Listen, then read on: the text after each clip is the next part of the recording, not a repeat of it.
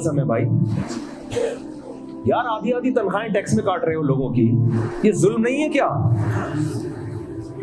चाहे वो करोड़पति है, ताजिर, लेकिन अपनी मेहनत पर है ना, वो एबिलिटी है उसके अंदर, काबिलियत है, तो इतने पैसे कंपनी उसको दे रही है, इसमें से आप 40%, 43%, 50% टैक्स काट रहे हो। तो गरीब को खिला के क्या एहसान किया आपने? हमारे यहाँ अल्हम्दुलिल्लाह रोडों पे आपको भूख से मरते हुए लोग नजर नहीं आएंगे। इसलिए नहीं कि गवर्नमेंट टैक्स काटती है इतना, गवर्नमेंट को तो जितना काटना चाहिए उतना भी टैक्स नहीं काट सकती। लोगों को एतमाद ही नहीं है ना गवर्नमेंट पर, उसमें भी लोगों ने खांचे खोले हुए अपने। यहां लोग करते हैं, लोग ख्याल करते हैं। गवर्नमेंट, आपने ये सुना होगा बूढ़ो ओल्ड होम में गवर्नमेंट बहुत खर्च करती है।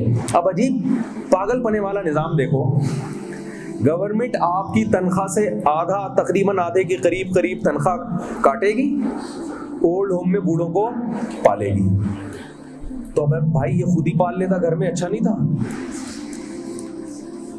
कैसी अजीब व गरीब बात है या नहीं है? यानी जो गवर्नमेंट बूढ़े को पाल रही है, बच्चे को मुकल्लफ नहीं बना रही कि तू अपने बाप को पालेगा। गवर्नमेंट कह रही है ये एहसान हम तुम पे करेंगे, तुम्हारे अब्बा को कौन पालेगा? हम पालेंगे। कैसे पालेंगे? आधी तनख्वाह तुमसे काटेंगे। कौन सा एहसान कर दिया भाई आपने? ये तो इंसानियत तो ना हुई ना, कि जिसने जना है, जिस बाप ने, जिस माँ ने जना है, तो औलाद में इतनी अखलाक नहीं है कि अपनी तनख्वाह से उसको पाल ले। उनको पता है नहीं पालेंगे कमबख्त, इन कमबख्तों से जबरदस्ती आधे आधे पैसे लेके इनके बाप को खिलाओ ओल्ड होम में जाके, फिर पालेंगे। तो ये तहजीब है? बताओ। ये वही है कि भंगी ने बदबू का नाम क्या रख लिया? खुशबू। बस मैनेजमेंट बहुत टाइट है, हर काम किससे हो रहा है? मैनेजमेंट से। यानी ये जो जुल्म हो रहा है ना, ये भी एक सिस्टम के तहत हो रहा है, तो इसलिए वो देखने में बुरा लगता नहीं। और हमारे अदल भी बगैर सिस्टम के हो रहा है, तो वो बुरा लग रहा होता है। टैक्स लेने भी आएंगे ना, ऐसा लग रहा है कि गिरफ्तार करने आए हैं हम, एफबीआर वाले, ऐसा लगेगा ना। हमारे अगर अदल भी हो रहा है तो कोई मैनेजमेंट नहीं है, और उनके यहाँ इससे कई गुना बड़ा जुल्म हो रहा है, मगर एक सिस्टम के तहत। सिस्टम बना दिया उन्होंने, हर आदमी उस सिस्टम में जकड़ा हुआ है, और इतने लोगों को वो खिलाते हैं गरीबों को, उसके बावजूद भी भिखारी आपको होलसेल के हिसाब से नजर आएंगे। वहां मैंने वहां लोगों से पूछा, यार इनको तो $3,000 फ्री फोकट के मिल रहे होते हैं, ये भीख क्यों मांगते हैं? वही बात है कि तहजीब मार्केट से क्या है? शार्ट। हमारे यहाँ किसी गरीब को 3,000 दे दो, वो तो मर जाएगा ना। वो एक वाकया है ना, एक आदमी की 1 अरब रुपए की लॉटरी निकल गई। तो जिस कंपनी के यहाँ उसने कुरंदाजी की थी, लॉटरी निकली थी, तो माहिर नफ्सियात से उस कंपनी ने राब्ता किया, एक माहिर नफ्सियात डॉक्टर से, कि तुम अगर इसको अभी जाके बताओगे तुम्हारी 1 अरब की लॉटरी निकली है, कहीं खुशी से मर न जाइए, तो इसको आराम आराम से ना, माहिर नफ्सियात को भेजा, आराम आराम से इसको समझाना, बड़े आराम आराम से, थोड़ा थोड़ा, पहले 10 लाख, फिर होते होते ना, ताकि एकदम खुशी ना हो उसको, मरे नहीं। तो वो माहिर नफ्सियात डॉक्टर चला गया और कहने लगा, हाँ वही वसीम भाई, फर्ज करो तुम्हारी 10 लाख की लॉटरी निकल आए, क्या करोगे? बहुत खुश हूँ, ये करूँगा। फर्ज करो 20 लाख की निकल आए, फिर क्या होगा? अभी फर्जी पर ला रहा है 1 अरब तक। तो अब वो भी फर्जी समझ रहा है ना, उसको थोड़ी पता था कि हकीकत में ऐसा है। बेल आखिर आहिस्ता आहिस्ता 1 अरब पे ले आया। कह रहा है यार फर्ज करो 1 अरब की लॉटरी निकली तो क्या करोगे? उसने कहा आधी तुम्हें दे दूंगा। वो मर गया। ये सुन के मायने नफ्सियात मर गए। समझ रहे? तो उनको तो ये जवाब की तवक्को ही नहीं थी ना कि आधे मुझे दे देगा। मायने नफ्सियात मर गया खुशी से। तो हमारे यहाँ किसी गरीब को ये बताया जाए कि बेरोजगारों को $3,000 फ्री में मिलेंगे, वो खुशी से मरेगा कि नहीं मरेगा? तो बाद लोगों को मिल रहे हैं, फिर भी क्या कर रहे हैं? भीख मांग रहे हैं। क्यों?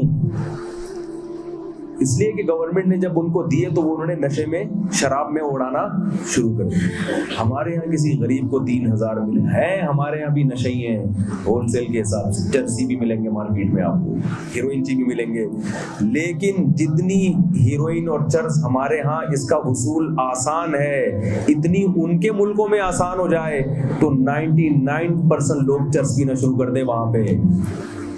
हमारे यहाँ अगर चरस या हीरोइन का रेशो इतना कम है तो कानून की वजह से नहीं, उसमें कानून का भी दखल है। असल वजह क्या है? इस्लाम। मैं ये वाकया कई लोगों को बता चुका हूं कि हमारे यहाँ जिन लोगों का काम है ना चर्च पे पाबंदी, अभी ये वाकया सुनेंगे तो मजा आएगा। मैंने इस दफा 40 बछड़े खरीदे कुर्बानी, इज्तिमाई कुर्बानी के लिए, बिजनेस के नुक्ता नजर से, और भी लोगों का इश्तिराक था। हम लेकर आए बछड़े, तो हम तो बछड़े पाल नहीं सकते। भावलपुर से मैंने 40 बछड़े खरीदे, तो बंदा भी हमने कहा चलो वहीं से ले आते हैं, जब बछड़े आ सकते हैं तो बंदा नहीं आ सकता। एक हम रेंट पे आदमी भी ले आए उनको पालने के लिए। बछड़े लाके बांधे, कोई जमीन किराए पर ली, बछड़े लाके बांधे, वो बंदा भी वहां रखा, भाई तू इनकी खबरगिरी करेगा, तुझे इतना कमीशन हम देंगे। तो कमीशन में इसलिए बता सकता कि ऐसा ना हो कि फिर वो रेट खराब हो जाए ना। तो भाई तुझे इतना कमीशन हम देंगे। वो बंदा काम ही नहीं करके दे रहा, ना जानवरों को चारा डाल रहा है, ना उनकी सफाई का ख्याल कर रहा है। मैंने लड़कों से पूछा, यार जाओ इसको बोलो कि कुछ जानवरों का ख्याल करे, तुम्हें पैसे दे रहे हैं हम फ्री में थोड़ी। उसने कहा यार मैं चर्स पीने का आदी हूँ, मुफ्ती साहब से बोलो मेरे लिए कहीं से चर्स का इंतजाम करें।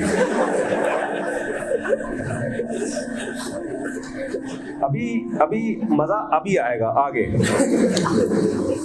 अभी ये तो ऐसे ही है। मैंने कहा यार मैं, मुफ्ती साहब भी बोल रहा है मुझे, और इसके लिए मैं क्या करूं? चर्च का। मैंने कहा भाई हम तो नहीं करेंगे इसके लिए चर्च का इंतजाम। हमने उसको निकाल दिया। अब वो बेचारा परेशान कि चर्च कहीं, तो किसी ने बताया कि थाने से मिलेगी। पता नहीं भाई पुलिस वाले बैठे हो, माजरत, सही का गलत का, लेकिन बहुत से लोगों से तफ्तीश की है तो सबने एक ही बात बताई कि कहीं भी नहीं मिल रही हो तो कहाँ मिलेगी? थाने में। अब अंदाजा लगाओ यार, जिस मुल्क में थाने से चर्च मिलती हो उसमें तो 99% लोगों को चर्सी होना चाहिए ना, फिर भी नहीं है। क्यों? इस्लाम है, इस्लाम रोक रहा है, इस्लाम को फॉलो कर रहे हैं। इस बुराई से किस चीज ने रोका हुआ है? इस्लाम ने। नशा, दुनिया में जितने हादसात नशे से होते हैं ना, इतनी किसी और वजह से नहीं होते। तो मैं लोगों से एक बात कहता हूं, यार हमारे हुक्मरान एक हफ्ते के लिए उनको दे दो, गोरों को, उनके एक हफ्ते के लिए हमें दे दो, हम उनसे आगे ना निकल के दिखाएं तो हमारा नाम बदल देना, और वो हमसे 100 साल पीछे ना हो जाए तो हमारा नाम बदल देना। समझ रहे हो कि नहीं समझ रहे? तो उनके पास एक सिस्टम है, गलत है लेकिन एक निजाम है ना। हमारे पास तेरे से कोई हुकूमती सतह पे निजाम बर्बाद हुआ है। हम अगर खड़े हुए हैं तो इस्लाम के बलबूते पर, तो इसलिए मेरे भाई हमारे पास इस्लाम से मोहब्बत के अलावा कोई दूसरा ऑप्शन नहीं है अपने आप को बर्बादी से बचाने के लिए। और इस्लाम से मोहब्बत का मतलब सिर्फ लफ्जी मोहब्बत नहीं है, इस्लामी कल्चर भी इख्तियार करना है, इस्लामी माहौल घरों में भी लेकर आना है, नमाजें भी कायम करनी है, ज़कात भी देनी है, सदक़ात और खैरात भी देनी है। ज़मीन से जब पैदावार उगती है तो कुरान ने क्या कहा? आतु हक़्क़हु यौमा हसादिही, जिस दिन फसल कटती है अल्लाह का हक अदा करो। गोरा अल्लाह का हक नहीं जानता, हिंदू नहीं जानता अल्लाह का हक क्या होता है, सिख नहीं जानता अल्लाह का हक क्या होता है, कैलाश के लोग नहीं जानते अल्लाह का हक क्या होता है, सिर्फ मुसलमान को पता है। वो आतु हक़्क़हु, क्योंकि अल्लाह ने इससे पहले क्या फरमाया? हमने आसमान से पानी बरसाया, हमने जमीन से पैदावार उगाई। गैर मुस्लिम कहता है ना ना ना ना ना, अल्लाह नहीं है करने वाला। अल्लाह कहते हैं मैंने किया है, मैंने। जमीन खोद के देखो, ना अनार का रंग ना अनार का जायका, ना आम का रंग ना आम का जायका, ना अंगूर का रंग ना अंगूर का जायका।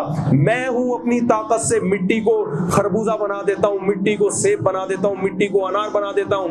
लिहाजा जिस दिन फसल कटा करे, हक़्क़हु, अल्लाह का हक है। हक तो ये कि सारा उसको दे दो, लेकिन अल्लाह कह रहे हैं 9 हिस्से अपने पास रखो, एक हिस्सा मेरी खातिर किसको दे दो? मेरी मखलूक को खिलाओ। आज जमींदारों ने औशर अदा करना छोड़ दिया। जो जमीन बारिश के पानी से सैराब होती है उसमें 10वां हिस्सा देना पड़ता है, और जिस जमीन को आप खुद सैराब करते हैं उसमें 20वां हिस्सा देना पड़ता है। तो आज से अज़म करो इंशाअल्लाह ये हिस्सा अदा करेंगे। अभी 2-3 हकाम माजरत के साथ वक्त है जी हजरत, क्योंकि